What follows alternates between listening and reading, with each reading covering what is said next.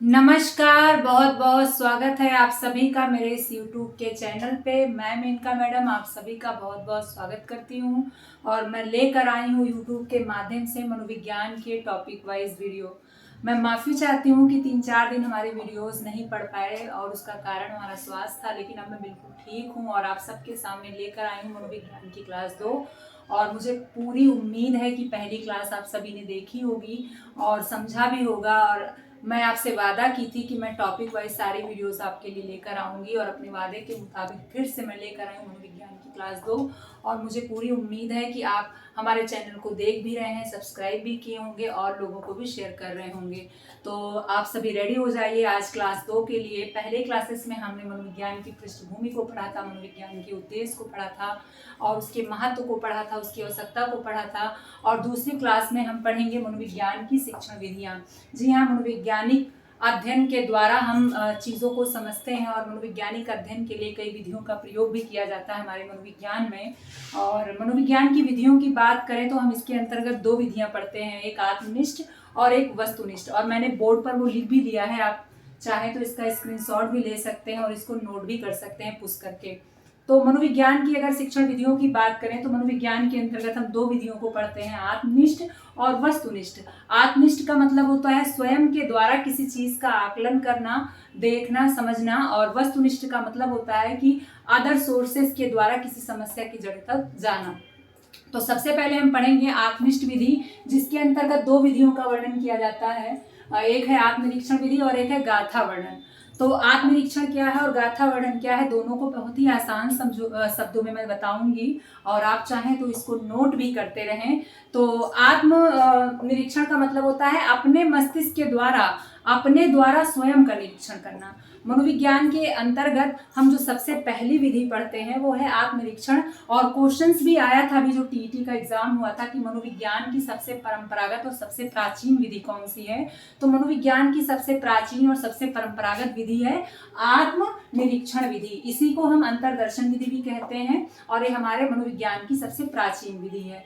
आत्मदर्शन और आत्मनिरीक्षण का मतलब होता है कि जब हम अपने मस्तिष्क के द्वारा, अपने अनुभव के द्वारा अपने आप को समझते हैं तो उसे हम आत्मनिरीक्षण विधि कहते हैं। गाथा वर्णन विधि, जी हाँ, गाथा वर्णन विधि क्या है, जब हम अपनी बातों को किसी के सामने रखते हैं और वो उसे लिपिबद्ध करता है तो वो गाथा वर्णन विधि कहलाता है। इसमें हम अपनी बातों को किसी मनोवैज्ञानिक के सामने रखते हैं जो उसको लिपिबद्ध करता है। और हमारे स्किनर महोदय कहते हैं कि गाथा वर्णन विधि अथेंटिक नहीं है क्योंकि ये आत्मनिष्ठ विधि है। और आत्मनिष्ठ विधि का मतलब होता है कि जरूरी नहीं कि हम जो कुछ बता रहे हो बिल्कुल सही बता रहे हो सकता है कुछ चीजें हम भूल गए हैं, कुछ चीजें छुपा रहे हैं। तो स्किनर महोदय कहते हैं कि आत्मनिष्ठ विधि है और इसके जो परिणाम है वो विश्वसनीय नहीं होते हैं। तो हम आत्मनिष्ठ के अंतर्गत 2 विधियों को पढ़ते हैं, आत्मनिरीक्षण विधि और गाथा वर्णन विधि। इसके बाद हम पढ़ते हैं वस्तुनिष्ठ विधियों को, जो अदर सोर्सेज से हम चीजों को समझते हैं। मनोविज्ञान के अंतर्गत हम 2 विधियों को पढ़ते हैं, एक है आपका आत्मनिष्ठ और एक है वस्तुनिष्ठ। स्वयं के द्वारा अगर हम किसी चीज को जानते हैं तो वो आत्मनिष्ठ विधि है और किसी सोर्सेस के द्वारा अगर हम किसी चीज के बारे में जानते हैं तो वो वस्तुनिष्ठ विधि है। वस्तुनिष्ठ में सबसे पहले हम प्रयोगात्मक विधि को पढ़ेंगे।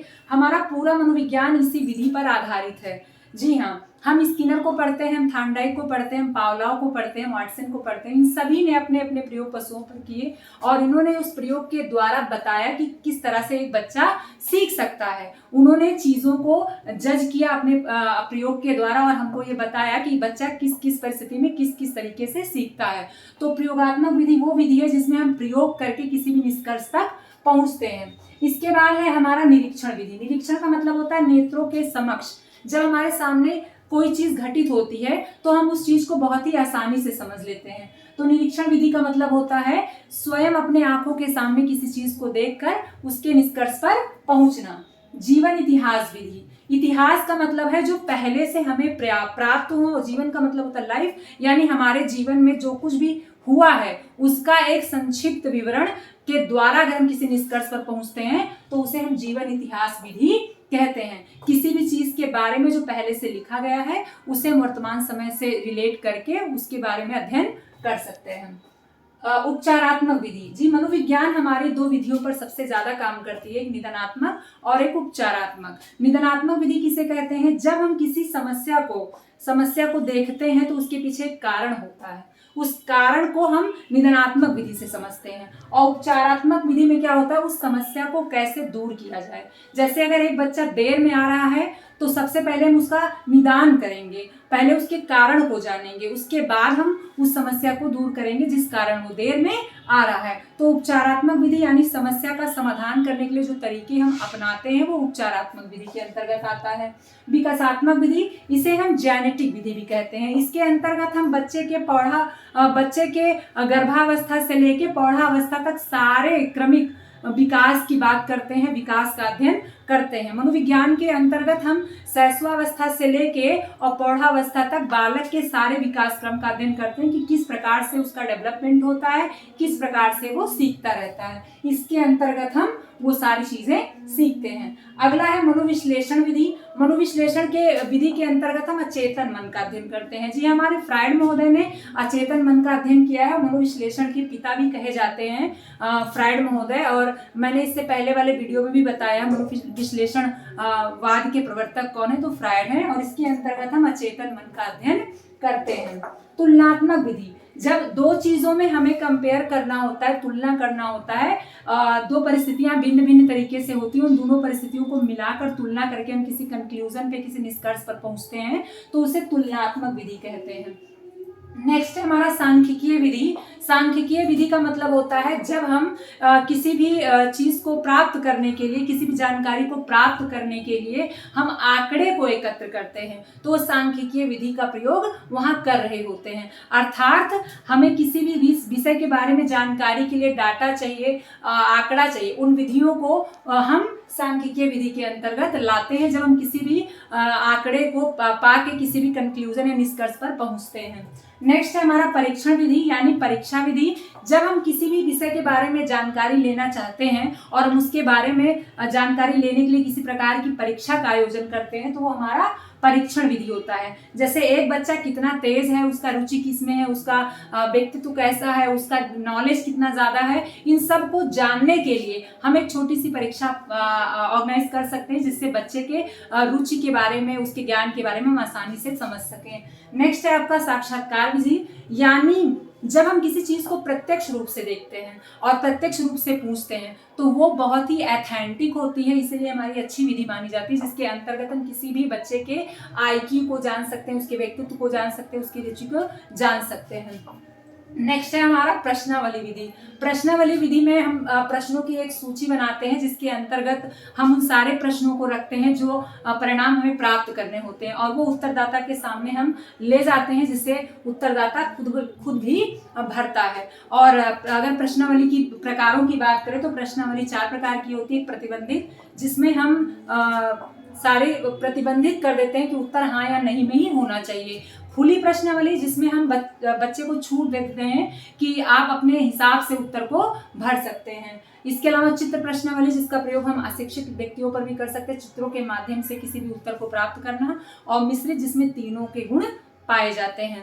तो मुझे लगता है कि मैंने बहुत जल्दी बता दिया और आप सबके पता नहीं समझ में आया है कि नहीं आया है, तो एक बार फिर से हम क्विक रिवीजन करते हैं, और जहां जहां आपको समझ में ना आए ना, वहां पुश करके वीडियो को रिवाइज कर लीजिए और फिर से देख लीजिए, क्योंकि मुझे ऐसा लगता है कि कम शब्दों में बताना, जिससे आपको समझ में भी आ जाए और हमारी वीडियो भी लंबी ना हो और आप बोर भी ना हो। और बहुत बढ़िया ऑप्शन है ना रिवाइज, आप फिर से रिवाइज करके उसको देख सकते हैं। तो फिर से हम क्विकली समझते हैं कि क्या क्या विधियां कैसे कैसे यूज होती हैं। मनोविज्ञान की 2 प्रमुख विधियां हैं, आत्मनिष्ठ विधि और वस्तुनिष्ठ विधि।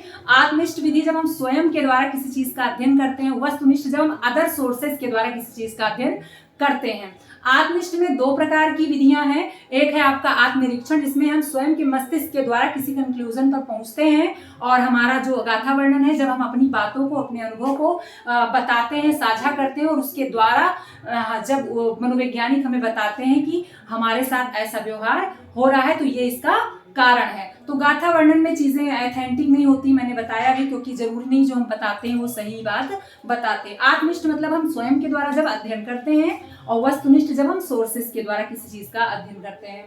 इसके अलावा वस्तुनिष्ठ में हम प्रयोगात्मक विधि को पढ़े। प्रयोगात्मक का मतलब होता है जब प्रयोग करके किसी चीज के बारे में जानकारी लेनी हो। निरीक्षण, जब नेत्रों के समक्ष जब हम कोई चीज बार बार देख रहे, बार बार उस परिस्थिति को देख रहे और एक आकलन पे पहुंच रहे हैं, तो हमारा निरीक्षण विधि है। जीवन इतिहास विधि, जब कोई भी चीज लिखी गई है उससे रिलेट करना वर्तमान परिस्थितियों से और उसके बारे में फिर निष्कर्ष निकालना।